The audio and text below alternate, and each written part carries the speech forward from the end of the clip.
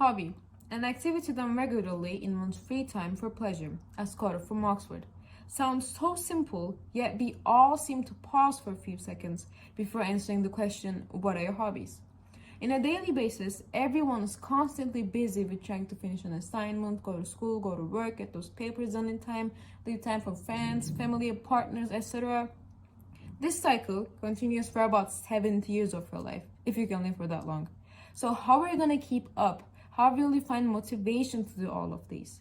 Forget about motivation, how are you going to find time for yourself and yourself only?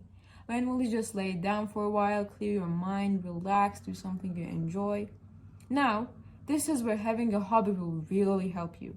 First of all, as I stated before, hobbies are activities done regularly in one's free time.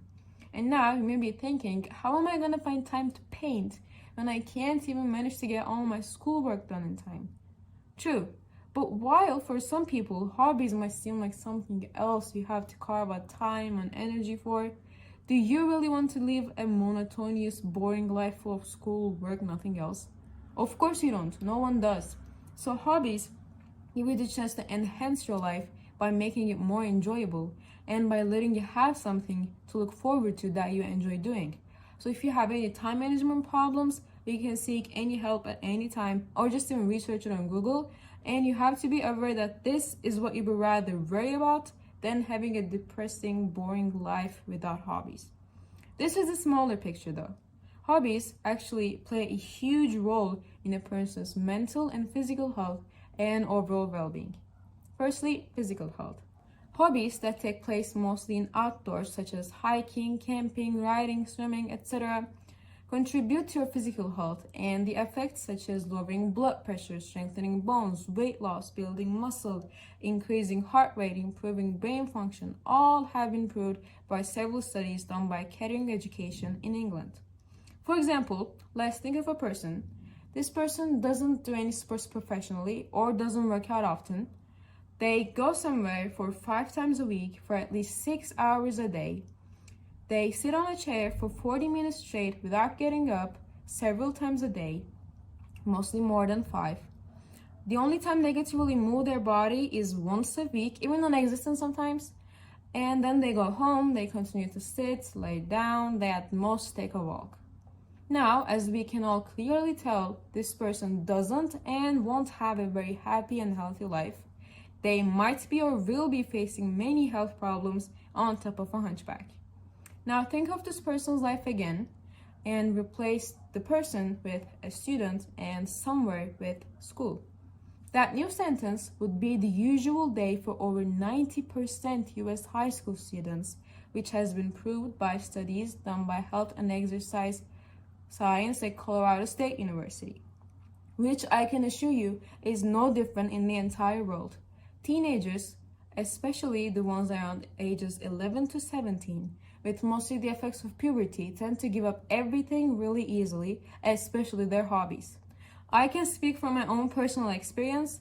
I've probably tried out about 10 different sports and 5 different musical instruments, and I've given up nearly all of them.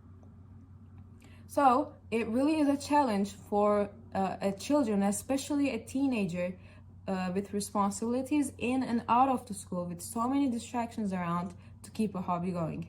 Thus, this is where a parent comes into play.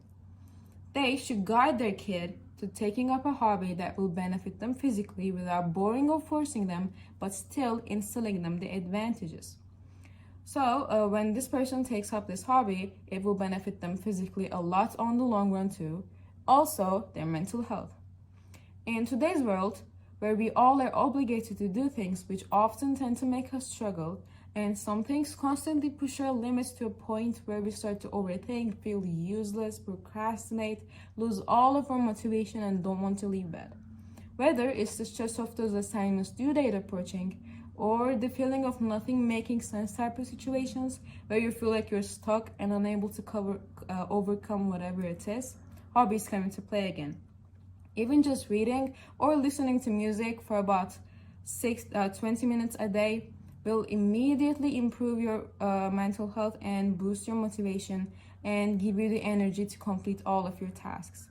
Actually, in a study done by Kılvan University comparing habits, qualifications, general wealth the psychological behaviors of workers in Shanghai prove that long working hours, specifically working over 60 hours per week, were significantly associated with depression, and having a hobby played a huge role in relationships without an interaction effect. So as we can all tell, the more time someone is able to live for themselves, the happier they will be. Which actually sparks another question on our minds. Why do people tend to drop hobbies as they get older? Think about the adults around you. A more basic example, think about your parents. Do they have hobbies? If they do, how many? And how often can they leave time for them? Now think about whether or not they're angry, unamused, stressed, anxious, nervous. You've probably started to sense a pattern here, considering the survey I just mentioned too. So evaluating all of these matters, we can clearly tell that the key to a sane and healthy life is being able to keep a hobby going in all ages, at all circumstances. Of course, the benefits of hobbies don't end with just two subheadings. For example, there are social and interpersonal hobbies you can take up. According to Cairn Education in Northamptonshire, England, hobbies are a great way to socialize and meet with new friends. Social hobbies facilitate bonds with others and enrich your social bonds, serving to reduce stress. For example, going out, trying out new restaurants, then restaurant hopping, seeing movies, playing music, playing games, all enrich your social life. Some hobbies also inspire us to tap into our creative side, such as crocheting, knitting, cooking, writing, jewelry making, photography, while making us feel good. Some hobbies like meditation, yoga, giving yourself a little pep talk, trying out new things, learning new languages, can also improve your self-esteem and help you build confidence. So as you can see, hobbies benefit you in endless ways, from learning how to crochet to strengthening your bones. Anything you enjoy doing can be your hobby.